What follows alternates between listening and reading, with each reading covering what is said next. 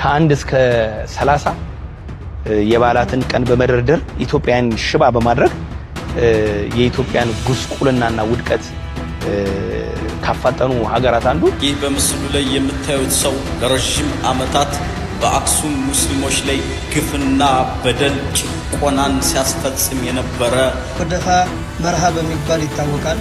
በቤተ ክርስቲያን ውስጥ በእምነት ተደብቆ በአክሱም ሙስሊሞች ላይ ሲፈጽም የነበረውን ግፍ ሲያስፈጽም የነበረው ይሄ ሰው ነው። አሬ ጭቅለትን ቦሌ መድኃኔዓለም ነኝ። ዝታው ሳሙኤል ውሻይ እያስከተብክ እየመገብ በዚህ ባጭሩ የ4 ኪሎ ዘንዶ ይወጋ ስላልኩኝ የተበሳጫችሁ ሰዎች፣ የተናደዳችሁ ሰዎች፣ በቤት የሚቀለብ ዘንዶ፣ በጓዳ የሚቀለብ ጅብ፣ የሚጋለብ አህያ ከዚህ በኋላ ኢትዮጵያ ላይ ስልጣን የለው። ሰላም ጤና ይስጥልኝ። እንዴት አደራችሁ? እንዴት ዋላችሁ? እንዴት አመሻችሁ? አምላክ አብ ቅዱስ እግዚአብሔር ስሙ ዛሬም ዘወትርም የተመሰገነና የተወደሰ ይሁን። በወቅታዊ ጉዳይ ተመልሼ መጣ። አሁንም ወደ አክሱም እናቀናለን። ከዛ በተጨማሪ ቤተክርስቲያንን እየተሳደቡ ያሉ ታዋቂ ለመሆን የመጡ አንዳንድ ፓስተሮች እያየን ያለ ነው፣ እንመለከተዋለን። ከዛ በተጨማሪ መቼስ የኛ ቤት ጉድ አያልቅም። ቤተክርስቲያን ይሄ ሁሉ መከራ ውስጥ እየተፈተነች እና አባ ሕፃን ውስኪ ይራጫሉ። ተመልከቱልኝ እንግዲህ አባ ሕፃን ተለቆ ነው ማለት ተለቆ ቪዲዮ ተቀርጾ ተለቆ ነው እንጂ ባይቀረጽ ኖሮ አናውቀውም ነበር። እና ስለ ቤተክርስቲያን ጮሃሉ ብለን የምናስባቸው ሰዎች የሆነ ችግር ሲፈጥሩ ለሚዲያ የሚቀርቡ ሰዎች እንደዚህ በውስኪ የተቋደሱ ነው። የቅድስት ሥላሴ ካቴድራል አገልጋዮችን እና ነዳያንን በመራዊ ቤታቸው ሲደግፉ የሚል ነው እና በመዝሙር ነው አጅበው ፖስት ያደርጉት። መዝሙር ኮፒራይት ስላለው ነው እንግዲህ እኔ ለማብራራት እየሞከርኩ ያለሁት። ቤተክርስቲያን ባለችበት ፈተና ውስጥ ሲሆን እንደው እና አባ ሕፃን ጠፍተው ነበረ። የጠፉት እንደምታቸው እየዞሩ ውስኪያቸውን እየተጎናቸው ነው። ኦርቶዶክሳውያን እንደም በሌላ በኩል ይፈሳል፣ እነሱ ደግሞ እዚህ ፈታ ይላሉ።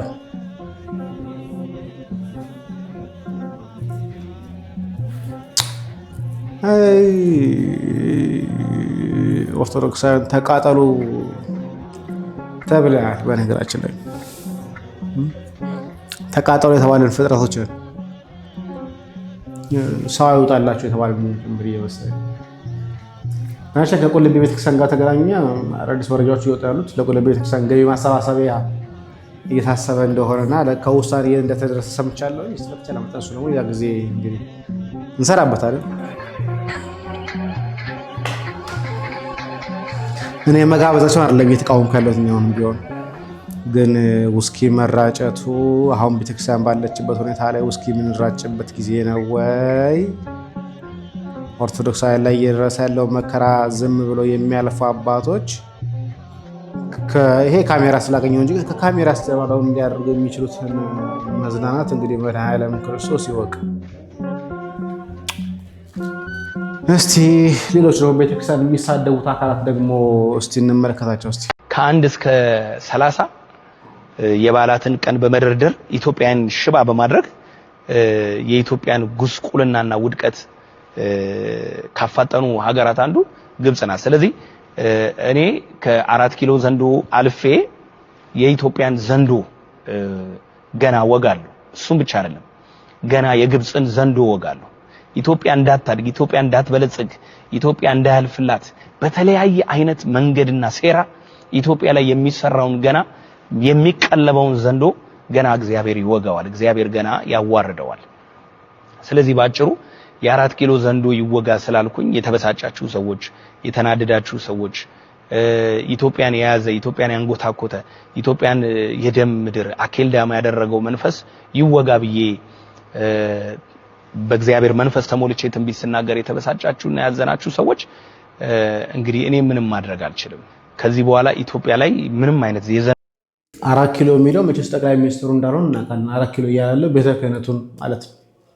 በአጭር አማርኛ ቤተ ክህነቱን ነው እየተናገረ ያለው። አንዱ አሰራር የእባብ አሰራር የክፉ አሰራር በቤት የሚቀለብ ዘንዶ በጓዳ የሚቀለብ ጅብ የሚጋለብ አህያ ከዚህ በኋላ ኢትዮጵያ ላይ ስልጣን የለው። በእንደዚህ አይነት መንገድ ንግዱን እየመራችሁ ያላችሁ እግዚአብሔር ያዋርዳችኋል። ጠንቋይን ቤታችሁ ያስቀምጣችሁ ጅብ በጓዳችሁ ያሰራችሁ ልጆቻችሁን መስዋዕት እያደረጋችሁ ለሰይጣን የምትሰጡ በዚህ ገንዘብንና ንዋይን እየሰበሰባችሁ ኢትዮጵያን ደግሞ በጉስቁልና በድህነት ነጋዴው እንዳያልፍለት የነጋዴውን ሞራል የነጋዴውን መንፈስ እየመታችሁ እናንተ ቢዝነሱንና ገንዘቡን እየተቆጣጣራችሁ አትቀጥሉ። ስለዚህ ይሄ አንዱ ማስጠንቀቂያ ሳይሆን እርምጃ እንደምወስድ የመንፈስ ቅዱስን እሳት እንደምጠራ እና ስራችሁ እንደማፈራረስ ከወዲሁ ለማስተዋወቅ ፈልጋለሁ። ከዚህ በኋላ በኢትዮጵያ ውስጥ በጥንቆላ በድግምት በሟርትና በመተት ሀብታም መሆን አይቻልም። ለሊት እየወጣችሁ አህያ የምትጋልቡ ወንዝ ዳር ሄዳችሁ ከመናፍስት ጋር የምትገናኙ አለቀላችሁ። በቃ ኢትዮጵያ ውስጥ ከዚህ በኋላ ከ1 እስከ 30 የባላትን ቀን በመደርደር ኢትዮጵያን ሽባ በማድረግ የኢትዮጵያን ጉስቁልናና ውድቀት ካፋጠኑ ሀገራት አንዱ ግብጽ ናት። ስለዚህ እኔ ከ4 ኪሎ ዘንዶ አልፌ የኢትዮጵያን ዘንዶ ገና ወጋለሁ። እሱም ብቻ አይደለም ገና የግብጽን ዘንዶ ወጋለሁ። ኢትዮጵያ እንዳታድግ ኢትዮጵያ እንዳትበለጽግ ኢትዮጵያ እንዳያልፍላት በተለያየ አይነት መንገድና ሴራ ኢትዮጵያ ላይ የሚሰራውን ገና የሚቀለበውን ዘንዶ ገና እግዚአብሔር ይወጋዋል። እግዚአብሔር ገና ያዋርደዋል። ስለዚህ ባጭሩ የ4 ኪሎ ዘንዶ ይወጋ ስላልኩኝ የተበሳጫችሁ ሰዎች የተናደዳችሁ ሰዎች ከ4 ኪሎ አልፌ የኢትዮጵያን ዘንዶ ወጋለሁ ስትል ስለሰማሁክ ነው። የ4 ኪሎ ዘንዶ የታንዛኒያ ነው የኡጋንዳ ነው የብሩንዲ ነው። እሱን ብታሳውቀን እግረ መንገድን ጥሩ ነው ብዬ አስባለሁ። ግብፃውያን ስለሰጡን 30 ቀናት ደግሞ አንስተሃል። እናንተም እኮ የተለየ ነገር አላደረጋችሁ። የዚህ ዘመን ሐዋርያን ነብይን ፓስተርን ፖስተርን የምትሉ ሐሰተኛ ለእግዚአብሔር ክብር ሳይሆን ለራሳችሁ ክብር የቆማችሁ ግለሰቦች እኮ 30ውን ቀን ሁሉ አልፋችሁ ጭማሪ ቀን እየጠየቃችሁት እኮ ነው ከህዝቡ።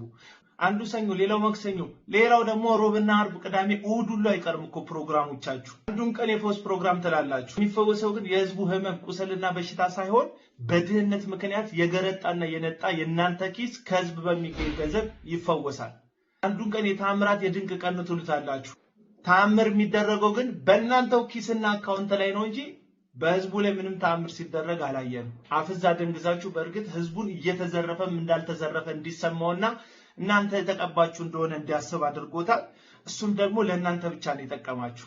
ሌላውን የትምህርት ቀን ነው ትላላችሁ። ሳትማሩ ይህንን ህዝብ ሰብስባችሁ ላስተምር እያላችሁ የተጣመመ ወንጌልና ስሁት ትምህርትን ትግቱታላችሁ። አካላዊ ዘንዶ አልገኝ ሲላችሁ የሞተ አዞ ዘንዶ ነው እያላችሁ ትቀባጠራላችሁ።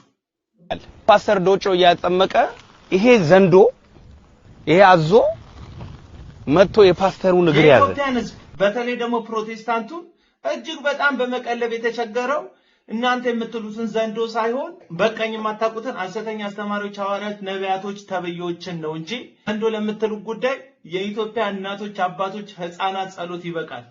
እናንተ አታስፈልጉን። ዛሬ ስቅለትን ቦሌ መድኃኔዓለም ነኝ። ትዝታው ሳሙኤል ውሻዬን እያስከተብክ እየበገብክ እስክመጣ እንደራስ ውሻ አድርገህ ተንከባከብ ብሎ ለዮናታን አክሊሉ የሰጠውን የጌቶቹ ቤት አጥር አስከባሪን ሰምተን እንመጣለን።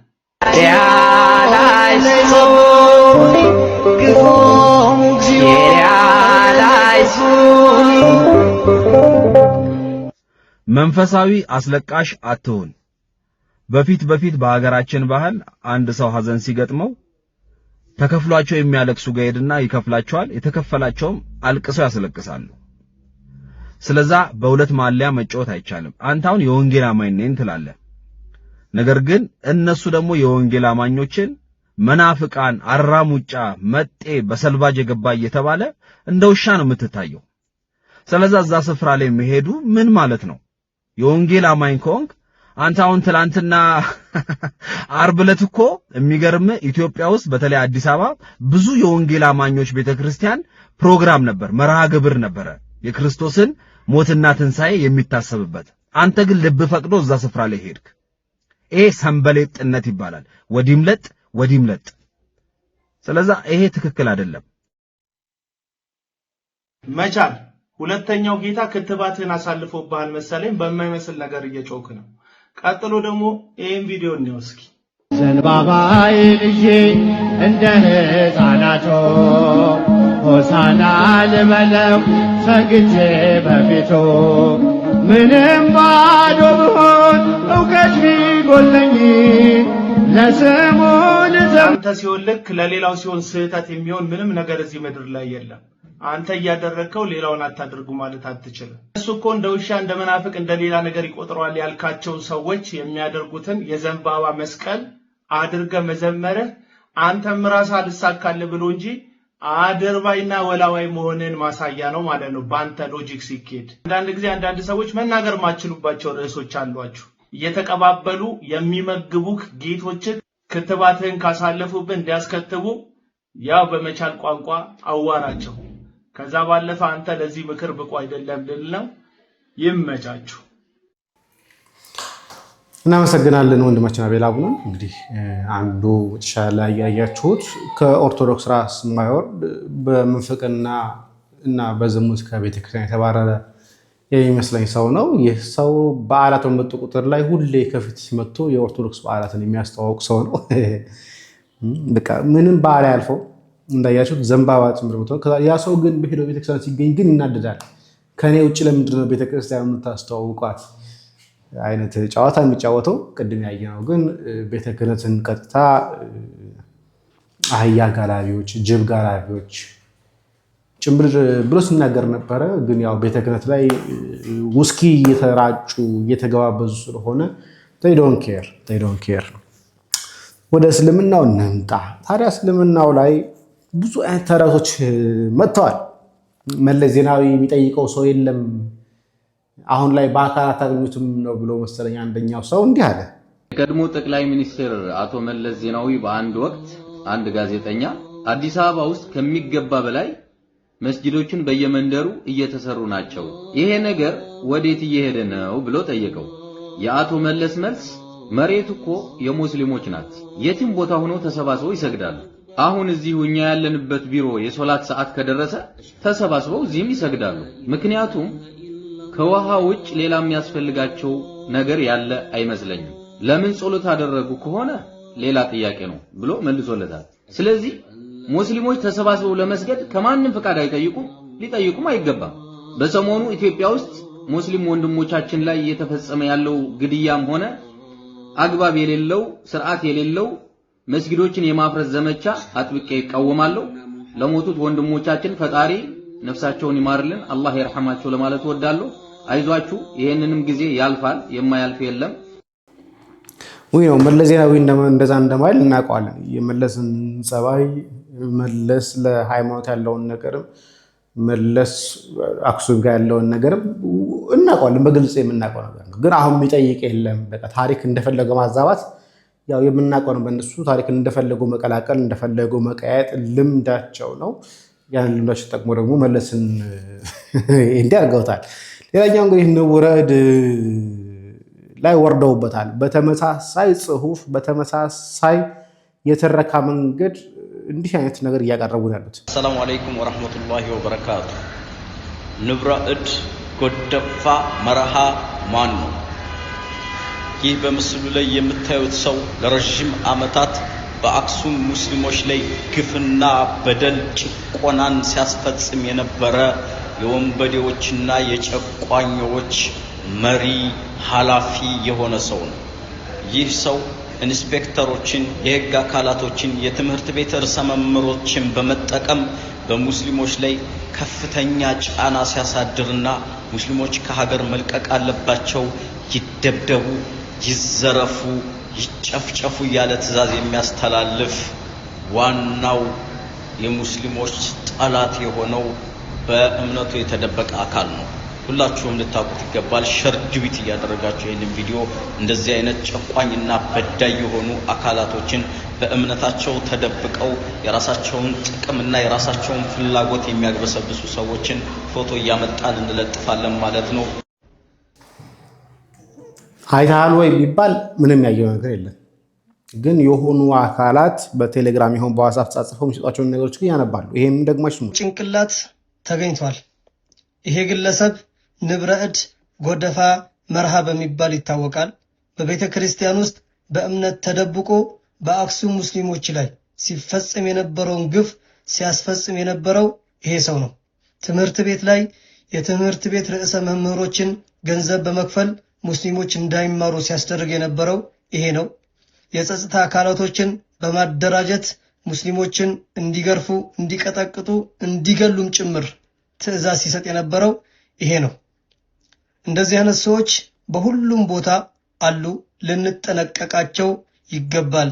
እምነትን ሽፋን አድርገው ማህበረሰብን የሚያውኩ ቅንቅናም እከካም የሆኑ ሰዎች ናቸው። ስለዚህ ይህን ቪዲዮ በደንብ አድርጋችሁ ሼር፣ ዲዩት፣ ሪፖስት እያደረጋችሁ ለሁሉም አዳርሱ። እንደዚህ አይነት ሰዎችን እንጠንቀቃቸው። ይሄው ነው ገበያው። አሁን ምንድን ያስተላለፈው በቃ መልእክት አስተላልፏል። ምን ብሎ? በስድብ ቤተክርስቲያን አስተዳዳሪ ትምህርት ቤት ላይ ሄደው ለትምህርት ቤት መስተዳድሮች ብር እየከፈሉ ሙስሊም እንዳይማሩ ማድረግ ምን ጥቅም ሊያገኙበት? ሙስሊም ተማረ አልተማረ ምን ጥቅም ሊያገኝ ቤተክርስቲያን ምን ልታገኝበት? ወይ ደግሞ ንቡራዱ ምን ሊጠቀምበት? ግን ያው እንዳልኳችሁ ነው። ሙስሊም የተሰጣቸውን ያነባሉ፣ የተሰጣቸውን ነገር ይተፋሉ፣ ግራቀኝ አያዩ፣ ኢንተርኔት ላይ ገብተው አያገላብጡም። እስቲ ማስረጃ አምጡ ቢባሉ ማስረጃ አምጡም። ግን ሁሉም አንድ ላይ ስለጮኸ ትክክል ሊመስላቸው ይሞክራሉ። ግን ዘመን ኢንተርኔት ላይ ያለ ነው። በሐሰት እንደ ድሮ የሐሰት ክምር ብታመጡ የሐሰት ነገር ምንም ብትፈጥሩ ምንም ታመጡ አትችሉም።